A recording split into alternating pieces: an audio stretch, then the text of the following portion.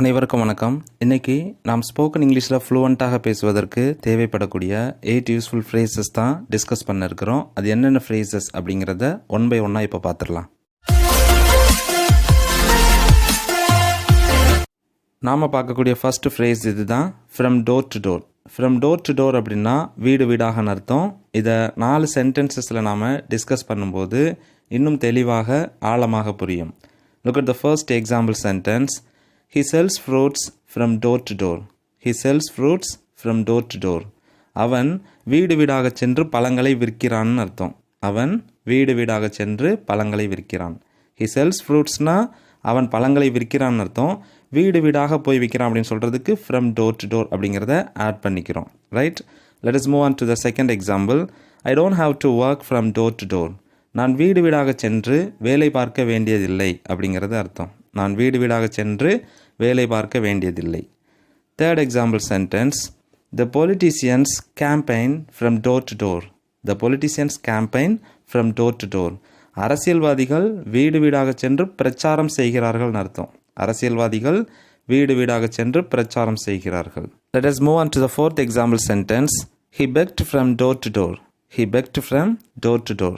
அவன் வீடு வீடாக சென்று பிச்சை எடுத்தான் அர்த்தம். அவன் வீடு வீடாக சென்று பிச்சை எடுத்தான். ஸோ இனிமே வீடு வீடாக அப்படிங்கிறதுக்கு இங்கிலீஷில் ஃப்ரம் டோர் டு டோர் என்ற இந்த ஃப்ரேஸை யூஸ் பண்ணிக்கோங்க.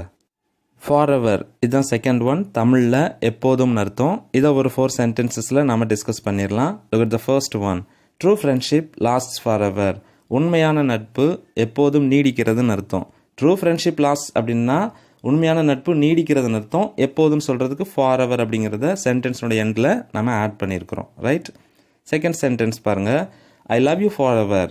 நான் உன்னை எப்போதும் அன்பு செய்கிறேன். நான் உன்னை எப்போதும் அன்பு செய்கிறேன் அர்த்தம். Third sentence, I am yours for ever. நான் எப்பொழுதும் உன்னுடையவன். நான் எப்போதும் உன்னுடையவன். ஓகே, ஐ ஆம் யுவர்ஸ்னால் நான் உன்னுடையவன். எப்போதும் சொல்கிறதுக்கு for ever. I am yours forever. Let us move on to the fourth sentence. You can't depend on your parents forever. You can't depend on your parents forever. நீ எப்போதும் உன்னுடைய பெற்றோரை சார்ந்திருக்க முடியாது. நீ எப்போதும் உன்னுடைய பெற்றோரை சார்ந்திருக்க முடியாதுன்னு அர்த்தம். ஓகே, forever அப்படின்னாலே எப்போதுங்கிறது meaning. This is what the third phrase, as usual. as usual அப்படின்னா வழக்கம் போலன்னு அர்த்தம். as usual அப்படின்னா வழக்கம் போலன்னு அர்த்தம். 4 சென்டென்சஸில் இதையும் பார்க்கலாம். Akhil was late as usual. Akhil வழக்கம் போல தாமதமாக இருந்தான், தாமதமாக வந்தான் அர்த்தம். Akhil was late as usual. Second sentence, she ate twice as usual. she ate twice as usual. அவள் வழக்கம் போல 2 முறை சாப்பிட்டாள்னு அர்த்தம். அவள் வழக்கம் போல 2 முறை சாப்பிட்டாள். தேர்ட் சென்டென்ஸ் பாருங்க. as usual there weren't many people in the meeting. as usual there weren't many people in the meeting. வழக்கம் போல் மீட்டிங்கில் நிறைய பேர் இல்லைன்னு அர்த்தம். வழக்கம் போல் மீட்டிங்கில் நிறைய பேர் இல்லை. இப்போ as usual அப்படிங்கிறத சென்டென்ஸோடைய பிகினிங்லையும் யூஸ் பண்ணலாம், எண்ட்லையும் யூஸ் பண்ணலாம், தெரிஞ்சுக்கோங்க. Okay, fourth sentence, he arose at 6:30 a.m. as usual. he arose at 6:30 a.m. as usual. அவன் வழக்கம் போல் 6:30 மணிக்கு எழுந்தான் அப்படிங்கிறது அர்த்தம். This is the fourth phrase, ups and downs. தமிழில் மேடு பள்ளங்கள்னு அர்த்தம். மேடு பள்ளங்கள். இதை ஒரு 4 சென்டென்சஸில் பார்த்துருவோம். Look at the first sentence. Every business has its ups and downs. ஒவ்வொரு தொழிலையுமே மேடு பள்ளங்கள் இருக்குன்னு அர்த்தம். ஒவ்வொரு தொழிலையுமே மேடு பள்ளங்கள் இருக்குது. செகண்ட் சென்டென்ஸ் கவனிங்க. We had a lot of ups and downs in our marriage life. We had a lot of ups and downs in our marriage life. எங்களுடைய திருமண வாழ்க்கையில் நிறைய மேடு பள்ளங்கள் இருந்தது. எங்களுடைய திருமண வாழ்க்கையில் நிறைய மேடு பள்ளங்கள் இருந்ததுன்னு அர்த்தம் இந்த சென்டென்ஸ்க்கு. தேர்ட் சென்டென்ஸ் பாருங்கள். Life is full of ups and downs. Life is full of ups and downs. வாழ்க்கை மேடு பள்ளங்களால் நிறைந்தது. வாழ்க்கை மேடு பள்ளங்களால் நிறைந்ததுன்னு அர்த்தம். Fourth sentence, ups and downs are everywhere.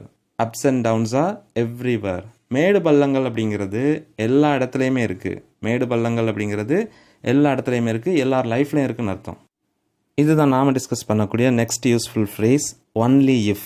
தமிழில் ஆல் மட்டும் அப்படின்னு அர்த்தம். சென்டென்ஸில் பார்க்கும்போது தான் நமக்கு தெளிவாக புரியும். Look at the first sentence. Tell me only if you see.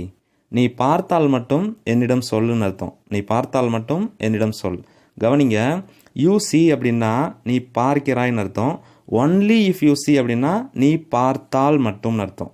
Only if you சீனா நீ பார்த்தால் மட்டும். இந்த ஆள் மட்டுங்கிறத யூசியோட சேர்த்துக்கிற வேண்டிதான். நீ பார்த்தால் மட்டும் என்னிடம் சொல். என்னிடம் சொல்கிறதுக்கு tell me. Okay, let us move on to the second example. The lawyer will be paid only if he wins. கேஸில் வெற்றியடைந்தால் மட்டும் லாயருக்கு பணம் கொடுக்கப்படும் அர்த்தம். கேஸில் வெற்றியடைந்தால் மட்டும் லாயருக்கு பணம் கொடுக்கப்படும். தேர்ட் சென்டென்ஸ் பாருங்கள். Give money only if you buy the goods. Give money only if you buy the goods. நீ பொருட்கள் வாங்கினால் மட்டும் பணம் கொடுன்னு அர்த்தம். நீ பொருட்கள் வாங்கினால் மட்டும் பணம் கொடு. Fourth sentence. You will get it only if you wait for an hour. You will get it only if you wait for an hour. நீ 1 மணி நேரம் காத்திருந்தால் மட்டும் அதை பெறுவாய். நீ 1 மணி நேரம் காத்திருந்தால் மட்டும்தான் அதை பெறுவாய் அப்படிங்கிறது தமிழ் அர்த்தம் இந்த சென்டென்ஸ்க்கு. ஓகே, ஸோ ஒன்லி இஃப் அப்படின்னா ஆல் மட்டும் அர்த்தம். இதை சென்டென்ஸில் கவனமாக பயன்படுத்துங்க. Let us move on to the next phrase. Sixth phrase. இது ஒரு அருமையான ஃப்ரேஸுங்க. சம்மோர். சம்மோர் அப்படின்னா இன்னும் கொஞ்சம்னு அர்த்தம். இன்னும் கொஞ்சம்னு சொல்கிறதுக்கு சம்மோர் என்ற இந்த ஃப்ரேஸை பயன்படுத்திக்கலாம். சென்டென்சஸில் பார்ப்போம். Look at the first one. I am going to give him some more blood. I am going to give him some more blood. அவனுக்கு இன்னும் கொஞ்சம் ரத்தம் கொடுக்க போகிறேன் அப்படிங்கிறது அர்த்தம். அவனுக்கு இன்னும் கொஞ்சம் ரத்தம் கொடுக்க போகின்றேன். Second sentence. He really wanted some more time to work. He really wanted some more time to work.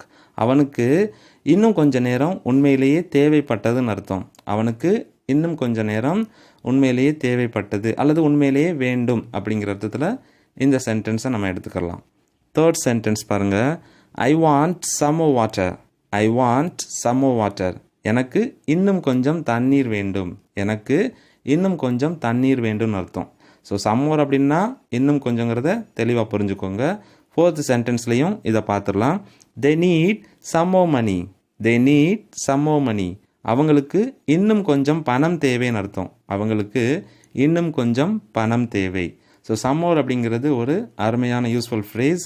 இதை ஸ்போக்கன் இங்கிலீஷில் அடிக்கடி பயன்படுத்துங்க. இந்த செவன்த் ஃப்ரேஸை பாருங்கள். வெரி யூஸ்ஃபுல் ஃப்ரேஸுங்க. Much more of this. Much more of this அப்படின்னா இதுக்கு மேலேன்னு அர்த்தம். இதுக்கு மேலே அப்படின்னு சொல்லணும்னாலே மச் மோர் ஆஃப் திஸ் என்ற இந்த அருமையான ஃப்ரேஸை பயன்படுத்திக்கோங்க. 4 சென்டென்சஸில் இதை யூஸ் பண்ணி காட்டுறேன் பாருங்கள். I can't stand much more of this. இதுக்கு மேலே என்னால் நிற்க முடியாதுன்னு அர்த்தம். பாருங்கள், ஐ கான்ட் ஸ்டாண்டுன்னா நிற்க முடியாது. இதுக்கு மேலே அப்படின்னு சொல்கிறதுக்கு மச் மோர் ஆஃப் திஸ் அப்படிங்கிறத ஆட் பண்ணியிருக்கோம். இதுக்கு மேலே என்னால் நிற்க முடியாது. Second sentence. She will do much more of this. She will do much more of this. அவள் இதுக்கு மேலே செய்வாள்னு அர்த்தம். இதுக்கு மேலேயும் செய்வாள். She will do much more of this. Third sentence. I can't bear much more of this. I can't bear much more of this. இதுக்கு மேலே என்னால் தாங்க முடியாதுன்னு அர்த்தம். ஐ கான்ட் பேர்னா தாங்க முடியாது. இதுக்கு மேலே தாங்க முடியாதுன்னு சொல்கிறதுக்கு I can't bear much more of this. Fourth sentence கவனிங்க. They can't spend much more of this. They can't spend much more of this. இதுக்கு மேலே அவங்களால செலவழிக்க முடியாது. இதுக்கு மேலே அவங்களால செலவழிக்க முடியாதுங்கிறது இந்த வாக்கியத்துக்கு தமிழ் அர்த்தம். So much more of this அப்படின்னாலே இதுக்கு மேலேன்னு அர்த்தம். இந்த ஃப்ரேஸை தயவு செய்து ஸ்போக்கன் இங்கிலீஷில் அடிக்கடி பயன்படுத்துங்க. Dear friends, this is what the last phrase in this video. Ever since. தமிழில் அன்று முதல்னு அர்த்தம். ஒரு அருமையான ஃப்ரேஸ். இந்த மாதிரி ஃப்ரேஸை நம்ம அடிக்கடி ஸ்போக்கன் இங்கிலீஷில் நம்ம பயன்படுத்தும் போது நம்ம ஸ்போக்கன் இங்கிலீஷ் இன்னும் ஃப்ளூவண்ட்டாக நமக்கு வரும். இதை ஒரு 4 சென்டென்சஸில் நம்ம பார்த்துடலாம். Look at the first one. He has been longing for her ever since she left. அவள் விற்று சென்ற அன்று முதல், அந்த விற்று சென்ற நாள் முதல் அவன் அவளுக்காக ஏங்கி கொண்டிருக்கின்றான் அப்படிங்கிறது அர்த்தம். He has been longingனா அவன் ஏங்கி கொண்டிருக்கிறான். For herனா அவளுக்காக. இப்போ she left அப்படின்னா அவள் விட்டு சென்றாள். அவள் விட்டு சென்றது முதல் அப்படின்னு சொல்கிறதுக்கு ever since she left அப்படின்னு சொல்லணும். ever since she left. Okay, second sentence கவனிங்க. She became upset ever since her husband died. அவளது கணவர் இறந்த அன்று முதல் அவள் அப்செட் ஆகிவிட்டாள் அப்படிங்கிறது அர்த்தம். அவளது கணவர் இறந்த நாள் முதல் அவள் upset ஆகிவிட்டாள். Third sentence, I have been busy ever since I came back. I have been busy ever since I came back. நான் திரும்பி வந்தது முதல் நான் பிஸியாக இருக்கிறேன் அப்படின்னு அர்த்தம். நான் திரும்பி வந்தது முதல் பிஸியாக இருந்துக்கிட்டு இருக்கேன்னு அர்த்தம். ஃபோர்த் சென்டென்ஸில் பார்ப்போம். We have been friends ever since. அன்று முதல் நாங்கள் நண்பர்களாக இருந்து கொண்டிருக்கிறோம்னு அர்த்தம். We have been friends ever since. அன்று முதல் நாங்கள் நண்பர்களாக இருந்து கொண்டிருக்கிறோம். That's it. I hope this video is going to be very useful to improve your spoken English. At the same time, உங்களுக்கு ஏதாவது சந்தேகங்கள் இருந்தது அப்படின்னா உங்களுடைய சந்தேகங்களை கீழே காமெண்ட் செக்ஷனில் லீவ் பண்ணுங்கள். I will answer to your doubts as much as possible. Thank you.